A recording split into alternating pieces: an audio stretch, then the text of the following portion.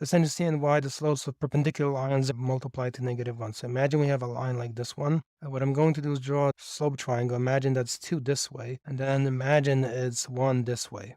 It's the following then. It's 1 over 2. Notice these are directed to the right and up. What we can do with this setup is the following. I'm going to group this, and then you want to turn the line 90 degrees. Look what happens when I do that. Okay, this is a copy of it. You need that, so you can do it well and properly. And then I turn it 90 degrees, and look what happens in that case. And I put this together with this. Look very carefully at what's just happened here. So the vertical part, which is 1 positive here, becomes 1, but it's pointing to the left. So that means the following now here. This is not positive 1 anymore. Now it's -1 because it's pointing to the left. Look at it carefully. The horizontal part is 2 here, and it's also 2 here because it's going up.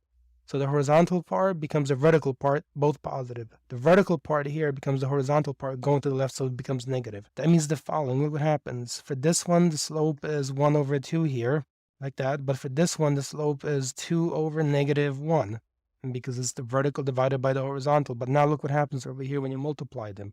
1/2 times 2 over -1. But that's -1 precisely. See this? So it's not an accident.